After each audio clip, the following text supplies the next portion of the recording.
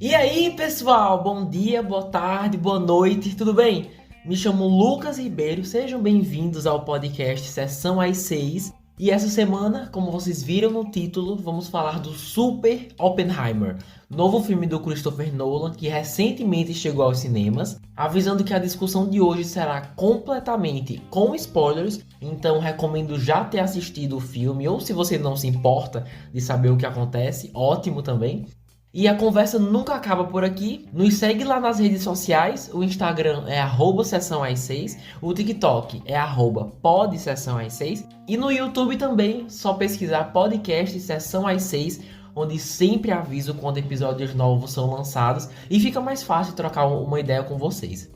Por motivos pessoais, a gravação de hoje vai ser mais corrida, infelizmente. Então, se quiserem trazer lá algum ponto da história que acabou passando despercebido, vou achar ótimo, beleza?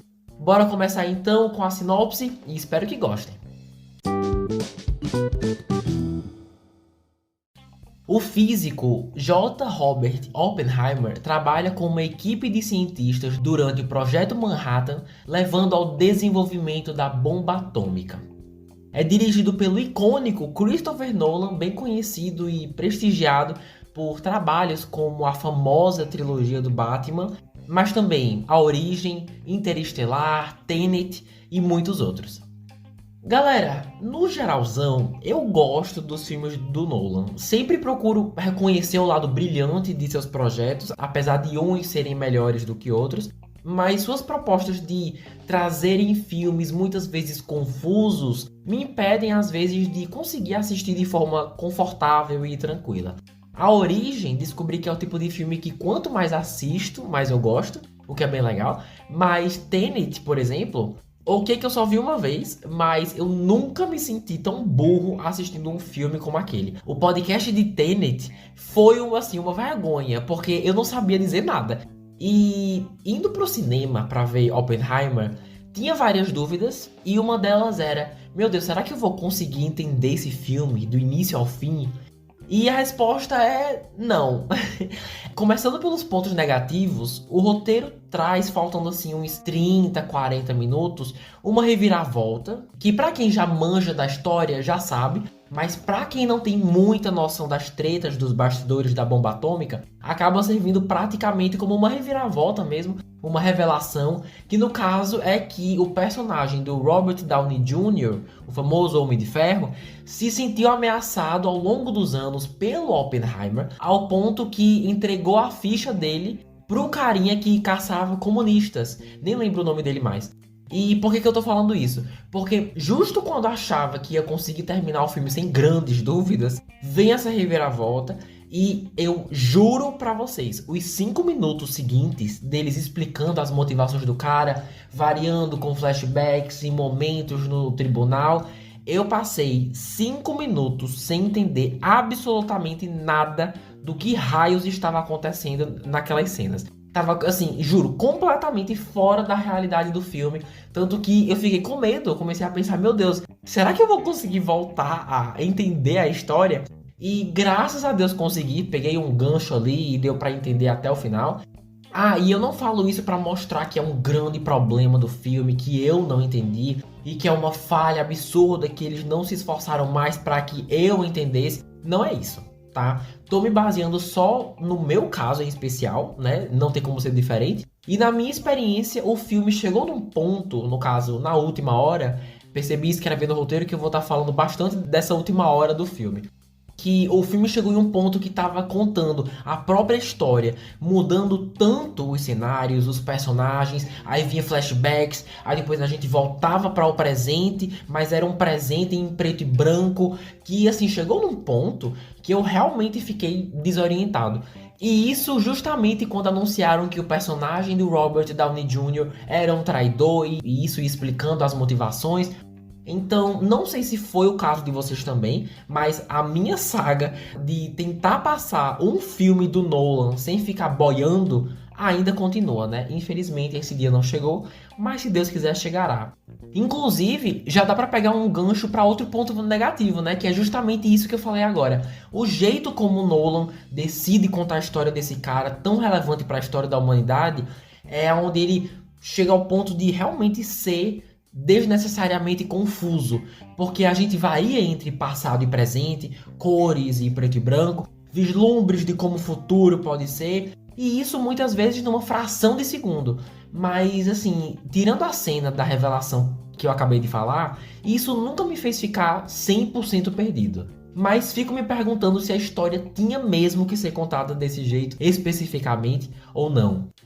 Mas agora, uma outra coisa que infelizmente ajudava bastante nessa confusão é que, como o filme narra ao longo dos anos e mais anos da vida desse personagem, ele vai conhecendo várias pessoas, né? E com isso, nós também. Pessoas que, obviamente, que têm nomes e sobrenomes. E chega um ponto que a história espera que o público assistindo já saiba de cor e salteado os nomes e rostos de todo mundo que o Oppenheimer já conheceu na vida dele.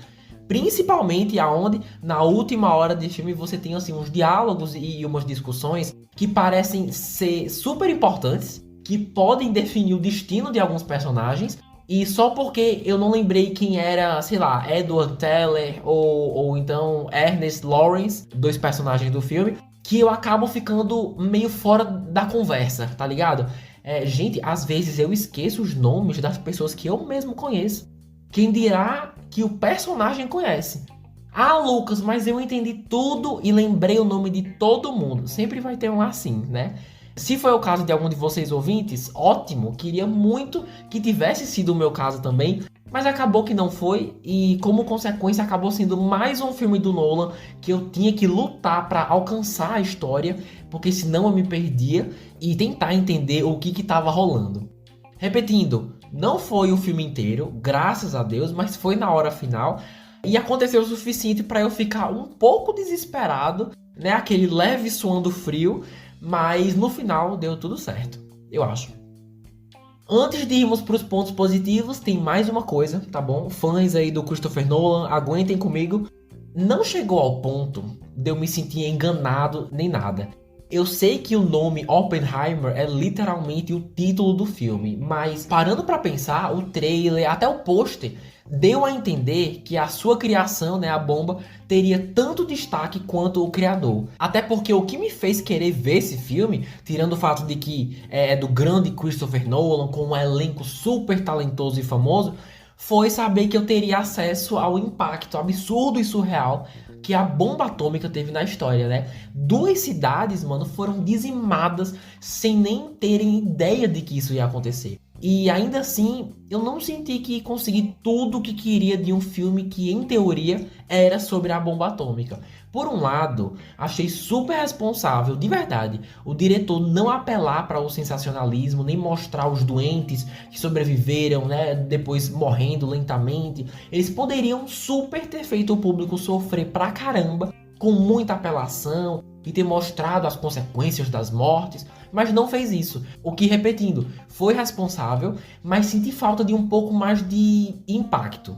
Porque afinal, não existe um banco de dados só sobre esse assunto, tipo registros, fotografias, vídeos dos experimentos feitos, dos restos de Hiroshima e Nagasaki, ainda sem apelar, claro, mas já que a gente não vai recriar a bomba para esse filme, graças a Deus, por que só não mostrar os registros reais do impacto e da violência que essa bomba trouxe? Porque eu receio que, ao tentar evitar o sensacionalismo, talvez, em alguns momentos, eles acabaram sendo sutis demais, sabe? Onde a gente acaba ouvindo dos outros sobre como foi horrível, ao invés de nos trazer uma noção visual pro público mesmo. É sério, existem tantas fotos que podiam ser mostradas que iam fazer exatamente isso, sabe? Sem precisar ser gráfico, nem baixar o nível da experiência, nem para mostrar no final mesmo. Mas enfim, foi uma coisa que eu senti um pouco de falta. Não foi essencial, não me fez querer sair do cinema, mas eu acho que eles poderiam ter acrescentado isso sim. Ah, Lucas, então você odiou. Odiar é uma palavra forte. Tiveram momentos que definitivamente me causaram uma impressão mega positiva. Na história mesmo, tiveram 3 em especial. O primeiro, bora falar dos pontos positivos agora, foi aquele super teste feito no deserto, né? Aquilo foi incrível, onde eles prepararam o terreno muito bem, né? Primeiro não sabiam se ia dar certo por causa da chuva, aí depois, quando parou, saíram distribuindo aqueles filtros para colocar na frente dos olhos, né? Para eles conseguirem olhar a bomba sem risco. E o resultado foi surreal. Christopher Nolan e a sua equipe conseguiram estimular praticamente todos os meus sentidos. Fiquei todo arrepiado naquela cena. Som imersivo, o visual da explosão, que foi o que veio primeiro, né? Foi lindo. Eles conseguiram captar a beleza daquela explosão, de todas aquelas luzes, ainda mais em câmera lenta, né? Foi realmente um espetáculo. Não decepcionou. Já a segunda cena foi quando o personagem principal precisou falar em público, né? E acabou anunciando, comentando, né, a vitória dos Estados Unidos para uma sala cheia de estudantes ou funcionários, enfim, uma sala cheia de gente. E eu destaco ela porque o jeito como o som e a fotografia tomam conta do momento é uma coisa linda, mostrando uma perspectiva bem ansiosa do personagem mesmo, onde a gente só o ouvia e todo mundo fazendo barulho, batendo palma, e na verdade tava um silêncio, né, pra gente. E quando a luz estourou e mostrou aquela mulher com a pele rasgando enquanto batia palma pra ele, aquilo pra mim foi uma obra-prima, assim. Pra mim significa que mesmo que ele nunca admita, as catástrofes realizadas pela sua invenção vão assombrá-lo pelo resto da sua vida. Até no momento tão feliz para os americanos como aquele.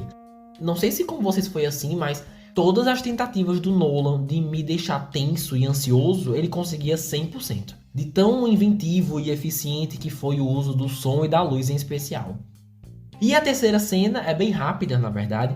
É mais pro final, quando sua esposa, a Kitty, acaba sendo interrogada no julgamento do marido. E quando todo mundo achava que ia ser um desastre, foi genial. A melhor cena da Emily Blunt e da própria personagem Kitty, que até então não passou de uma esposa viciada em álcool e com certeza não é muito fã dos filhos, né? Porque enquanto todo mundo que sentava para ser interrogado acabava ficando na mão daquele advogado, sei lá quem era, que era sempre muito agressivo, ela, bem plena, soube manter uma conversa à altura, mesmo estando sob pressão e mesmo sendo conduzida a responder perguntas formuladas de maneiras bem tendenciosas. Então, a inteligência que essa cena teve me trouxe assim uma satisfação muito grande e um sorriso no rosto, de verdade. Porque também alguns críticos já apontaram que Christopher Nolan, e isso não é de hoje, tá? Apesar de ser sensacional, ele tem certas dificuldades de trazer boas personagens femininas em seus filmes, né? Que tenham dignidade e que sejam aprofundadas como boas personagens devem ser. E essa cena da atriz Emily Blunt foi o mais próximo que ele chegou de sair disso, de dar mais profundidade e jogo de cintura para uma mulher em um de seus filmes. Então, não só é a minha terceira cena favorita por isso, mas simplesmente porque foi muito bem escrita, foi muito bem atuada, fez sentido e foi simplesmente muito bem feita. Agora vamos falar de Oscar. Com toda certeza, Oppenheimer vai ser indicado em várias categorias e garanto que vai estar nas categorias mais técnicas. Então queria começar por elas. Melhor som e cinematografia, ou então melhor fotografia, tenho certeza são grandes destaques que até quem não é fã de cinema vai notar e vai achar o máximo. Você vê que esses setores tiveram um cuidado absurdo e como resultado a imersão em algumas cenas assim é muito grande. Não sei se cabelo e maquiagem marcaram tanto assim ao ponto de ser indicado, e o mesmo vale para figurino. Mas ser um filme de época sempre ajuda, né? Essas categorias, como todo mundo já sabe. Acredito que Christopher Nolan deve sim ser indicado a melhor diretor e consigo ver o filme marcando presença também em melhor roteiro ou melhor roteiro adaptado, onde quer que a academia queira colocar. E melhor filme, apesar de pessoalmente não achar que mereça ganhar. Ou seja, minhas apostas são melhor som, melhor fotografia, diretor, melhor filme e melhor roteiro. Agora, sobre as atuações, vamos seguindo aqui com o elenco, que é um super elenco aqui no caso, mas destacando, claro, o protagonista, Robert Oppenheimer, interpretado por Cillian Murphy, super conhecido aí principalmente pela série Peaky Blinders. Levei um tempo para ser cativado pela sua atuação aqui, mas com o tempo, especialmente quando o filme foca na ansiedade do personagem e nos momentos pequenos, mais sutis, foi quando realmente não restava dúvida de que Cillian Murphy estava fazendo um ótimo trabalho. Não só interpretando uma figura super difícil e que poderia facilmente ser vilanizada, mas que o ator conseguiu não transformar num cara santo nem nada parecido, mas o humanizar o suficiente para que as pessoas pudessem ver seu lado bom e ruim. Por isso eu acredito sim que deva ser indicado na categoria melhor ator. E isso, claro, levando em consideração que fui ver o filme sem saber quase nada da história real, tá? Sobre o quão verdadeiro e fiel aos fatos o filme foi, aí eu já não sou capaz de comentar. Mas sobre o resto do elenco, mesmo tendo uma chuva de gente talentosa, a grande maioria é tão mal utilizada que devia ser um crime, assim. Sem contar que nenhum de seus personagens são desenvolvidos. Pelo menos a grande maioria. Temos aqui Rami Malek, que ganhou um Oscar de melhor ator há alguns anos atrás por interpretar Freddie Mercury. E aqui ele só tem 3 cenas bem breves. Quem mais? As incríveis Emily Blunt e Florence Pugh são só as mulheres que lutam pelo personagem principal, com poucas cenas que tentam sair disso. Já Matt Damon, que faz um general, tem um destaque bom, suas cenas são boas e gostei dele, faz um bom trabalho.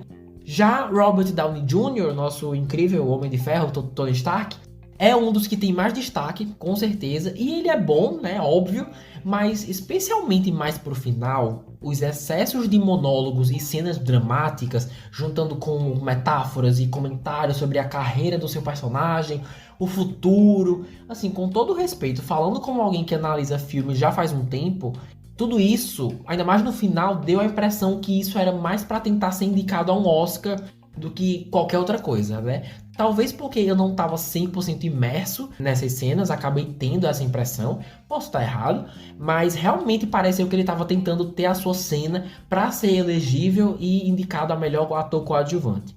E assim, não estou condenando isso, tá tudo bem, e mesmo não achando que mereça, é bem capaz mesmo que consiga justamente isso. Não sei, né? Só esperando para ver. Seguindo aqui com o orçamento e bilheteria. Gente, de acordo com os sites Wikipedia e Box Office Mojo, o filme custou mais de 100 milhões de dólares para ser feito. E estando há uma semana só em cartaz, já arrecadou mundialmente mais de 210 milhões de dólares. O que é excelente. Ainda mais levando em consideração que a lógica é continuar nesse ritmo, né? Com poucas quedas de bilheteria nas próximas semanas. Mostrando que, mesmo sendo lançado no mesmo dia que um outro super filme, Barbie, ainda assim são tão diferentes, que as pessoas acabaram tirando onda desse extremismo, né? Um sendo puro rosa e glitter, e o outro só a própria bomba atômica. E isso funcionou super como promoção, os dois foram super beneficiados por isso. Mesmo saindo no mesmo dia, acabam não afetando tanto a bilheteria um do outro do que se ambos tivessem o mesmo gênero, sabe? Se, por exemplo, os dois fossem de filmes de herói ou os dois fossem de terror, porque aí sim o público seria o mesmo. Mas aqui, todo mundo tá saindo ganhando. Barbie tá chegando nos 400 milhões de dólares também, então só sucesso. Do jeito que Hollywood gosta. Olha, pessoal, no geral pensei que Oppenheimer seria um espetáculo visual focando principalmente na bomba atômica, mas ao invés disso, ainda é um espetáculo visual, só que bem mais voltado para a vida do seu criador e as consequências super dramáticas e burocráticas das suas ações, do que da criação em si. Não sei se isso é exatamente o que as pessoas estão esperando desse filme, ainda mais quando o trailer de forma tão convincente te faz acreditar que vai ser uma aventura super épica, explorando esse novo mal que foi criado pela própria humanidade. Pelo menos essas eram as minhas expectativas. No final das contas, deveria ter sido vendido mais como aquelas biografias sobre grandes contribuidores da ciência, sabe? Como os filmes A Teoria de Tudo e O Jogo da Imitação, por exemplo. Então ficam aí as referências, caso você ainda esteja em dúvida se vai conferir ou não. Sendo que, na minha opinião, Oppenheimer é bem inferior a esses filmes, no quesito história em especial. Percebi que Oppenheimer apela muito mais para mim do ponto de vista técnico, observando a direção, as cores, o tratamento lindo que o áudio teve, do que o narrativo, do que a história em si. Se só tivéssemos essa história, sem o cuidado que tiveram com a fotografia, as cores, os visuais, a sonoplastia, etc., eu provavelmente teria odiado esse filme. As equipes técnicas fizeram um trabalho muito pesado aqui, as atuações também, né, claro, mas é aquela coisa, se eu tiver a coragem e a disposição de assistir de novo, com mais calma, eu provavelmente vou entender mais e podendo até gostar mais também. Mas aí é que tá, será mesmo que essa vontade vai vir? Mano, eu tô esperando a animação chegar pra reassistir Tenet desde 2020 e até agora ela não chegou, né? Então talvez Oppenheimer acabe se juntando pro time. Mas como vi umas pessoas na internet super elogiando e tudo mais, consigo imaginar outros grupos apreciando mais esse filme, né? Se você é um super fã desse diretor, deve curtir. Se é historiador, todos esses nomes que eu não consegui decorar devem ser fichinha para vocês. E até mesmo quem é da área de ciências da natureza, né, especialmente física, tem bastante física teórica aqui que deve atrair os interessados dessa área.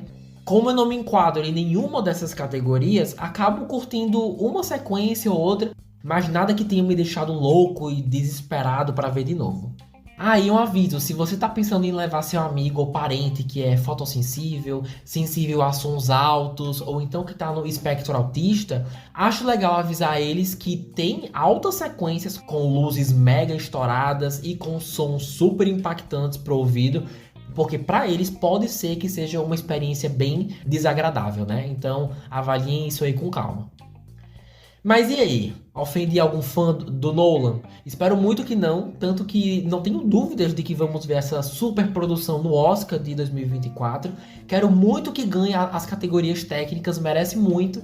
Mas e aí? Concordam comigo? Discordam? Entre Barbie e Oppenheimer, tem algum preferido ou vocês gostam dos dois igual? Comentem suas impressões lá no Instagram, que é @sessãoas6, ou nos comentários do YouTube mesmo, só pesquisando podcast Sessão às 6. Com certeza acabei deixando de lado vários pontos interessantes da história, mas infelizmente vamos chegando ao final do episódio. Se puderem, por favor, mandem esse podcast para seus amigos e parentes que já assistiram e que querem trocar uma ideia, que me ajuda demais, demais. Semana que vem a gente fala da nova série da Marvel, Invasão Secreta, já disponível no Disney Plus. Mas se não quiserem esperar até lá pra gente se encontrar, vou deixar na descrição o link do podcast que eu fiz uns anos atrás sobre Tenet, também do Nolan. Então se quiserem dar uma boa risada, escutem lá, porque eu tava mais perdido do que jamais estive na minha vida gravando aquele episódio.